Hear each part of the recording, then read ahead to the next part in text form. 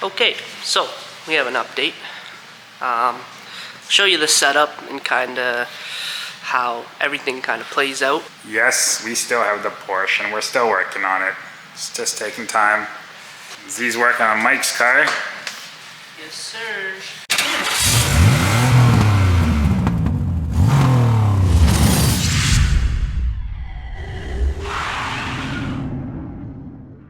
What's going on?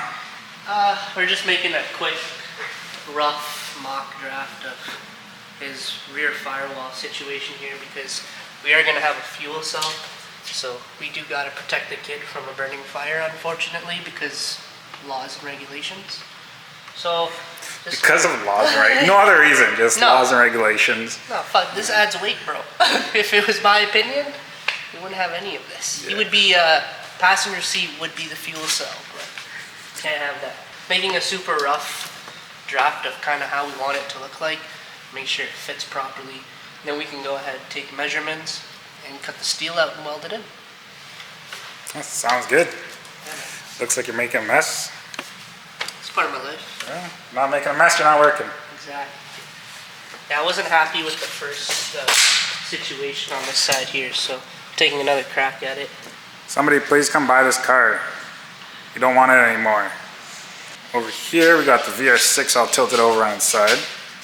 Making the oil pan currently. I'm waiting for a piece of steel, or not steel, aluminum to come in because we're going to do fully aluminum oil pan. And we got some sheet steel here for Mike's car. And I decided to go with some checker plated aluminum steel to make the bottom of the oil pan for this baby right here. That's coming soon. So this is Mikey's subframe. That's going to be going into the 350Z over there. We're going to get it sent off to get powder coated before we put it into the 350Z. We got new bushings coming in for it. So we're going to rebuild the subframe, put the bushings in, and get it ready to get swapped over into the 350Z. Uh-oh. We must be doing some illegal shit.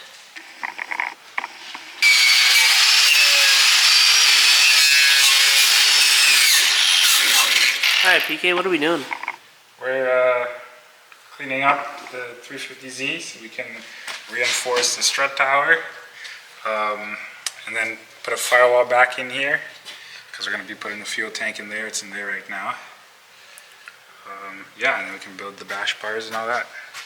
So pretty much the structural integrity seems to be compromised because Mike's going with a true rear coil setup. So right now, obviously he's got a spring on his multi-link holding up his whole car. But when he transfers to a true coil setup, all the weight's going to be pushed up right on the top here. Now, as you guys can see, there's not much material that's going to hold the car up. So we're planning on restructuring it so that it has a little bit more meat to sit on. But it requires a lot of cutting and a lot of bodywork fab, we should say. That's what we got so far. Little mock-ups. So, kind of like a strut brace on the front of a car that you would see pretty much coil to coil to keep the engine tight. We're going to do something kind of similar to the rear.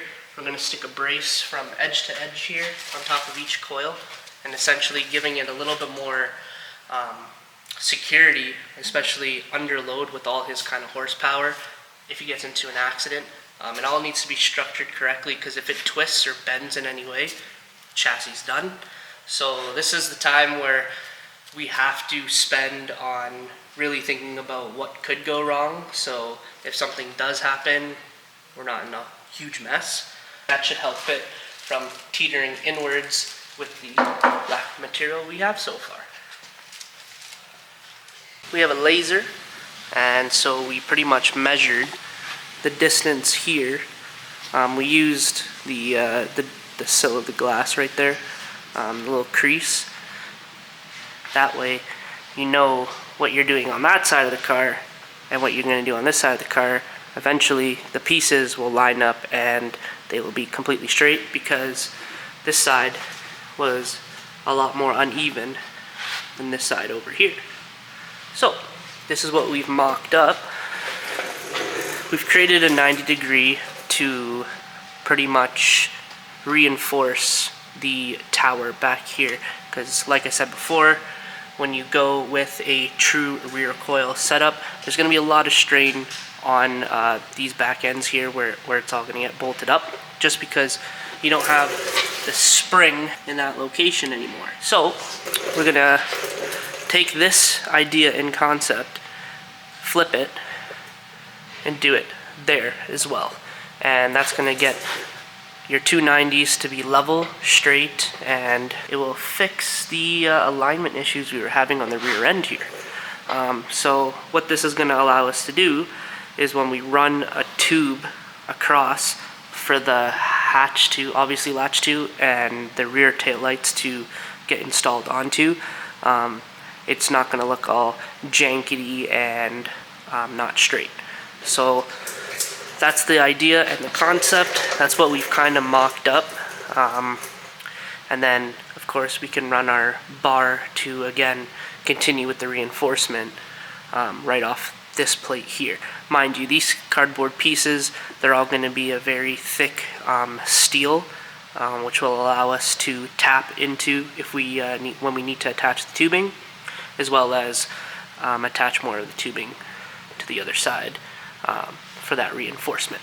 But that's what it takes. If you want to be picky and do your things right, it's a lot of measurement, and before the whole cut and weld process, it's 90% measuring.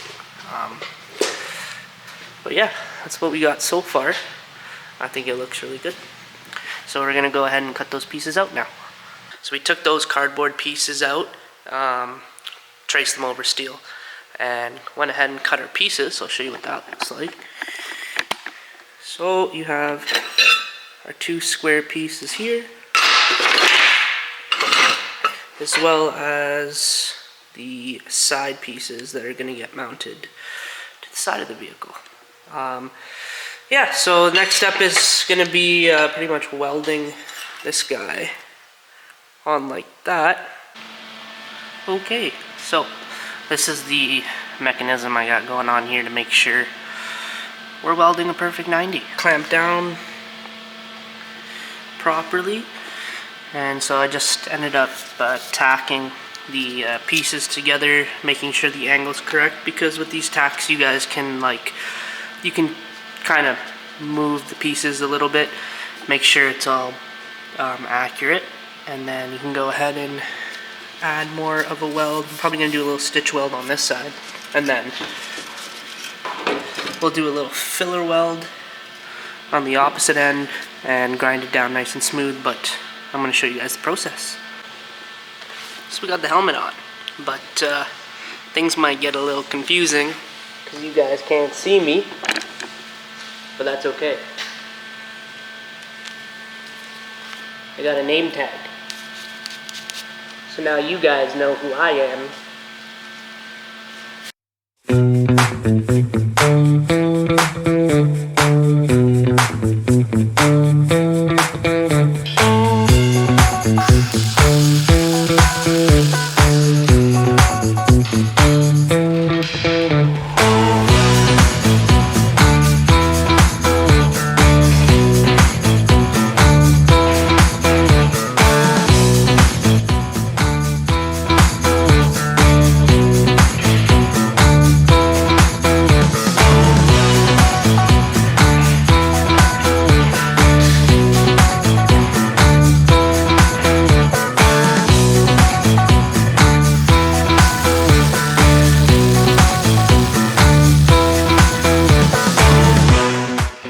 You gonna drop this camera again or what?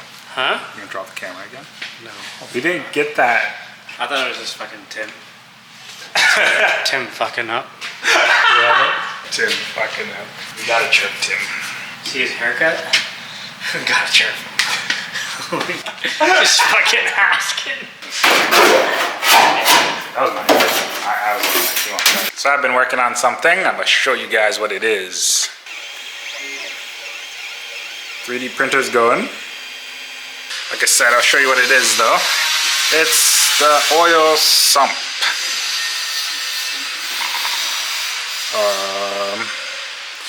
So this goes, obviously it's in the oil pan. This is for the VR6, by the way. It's in the oil pan. It's kind of sits in the oil pan like this towards the front. So think this is the front of the engine. It sits like that towards, and this bottom part is towards the front. And I don't want that. I want the bottom part to be like this towards the back of the engine, so we have room to clear the front subframe. That's why I'm doing that. I want to put the engine all the way down and back in the engine bay, like as far back as I can and as low as I can. So I'm making a custom oil pan too. So that's the flange. That's this piece right here. That's this right here. So just seeing. So I just remade it on the computer. I got my handy dandy 3D mouse, and that just does that. So you can look at this in all different angles. Yeah, I get a close up. So that should theoretically match this. That's kind of the goal. So I was playing around with some ideas for the oil pan. This is the oil pan. Like I just started kind of working on it a little bit. I don't know, we might change it up. But yeah, no, that's kind of what I've been working on. Yeah, that's what I've been working on so far for the VR6. Oh yeah, as you can see here, Wash Dogs. Shout out to my boy, Wash Dogs. This is printing pretty quick, so we're gonna test this flange and make sure all my sizing is correct. Like with me, I already know, like without crazy support, this is the drift car. What this will be. Yeah. This is reality. Grip is so important. And like, so like the chassis that get a lot of mechanical grip are the Corvettes. They get crazy mechanical grip. But yeah, basically tire, depending on like the tire regulations, but if you're already on your fastest tire, just tire pressures, I guess, you can switch tire compounds for slow and fast, but a slick setup and a gripped up setup. So whether it's 30 PSI to 15 PSI, and just learn those 2 PSIs. So I'm gonna learn how to drive a slick setup, and I'm gonna learn how to drive a fast setup. I can't say that right now because it's a surprise. I just told you to send it out for power cord, right? Yeah. The last time I was here, I walked by here. That one or this one? Yeah, I walked by here and I was like, holy fuck. And this one. I commented on this wrap. Yeah. I commented on that wrap. And yeah. Oh, this right here. Oh, that black metallic, yeah. Yeah. It kind of looks a little purple. Yeah, it does have like, it has the Galaxy, which has the purple flakes in it too. Yeah.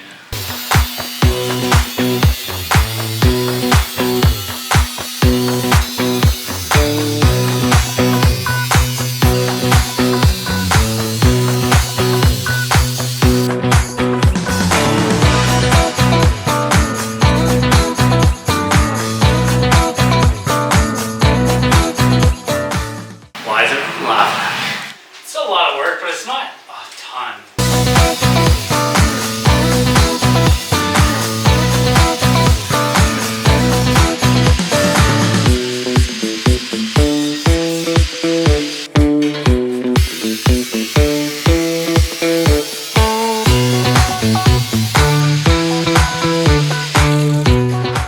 Alright everybody, so I hope you enjoyed today's video.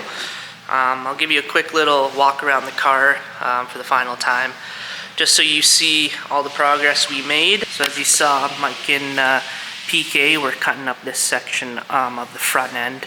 So we got that out, which is really good, so we can start working on the front end. And then in terms of the rear end, we got everything tacked up. We got everything reinforced really well. This is what that looks like. So we got our plates installed.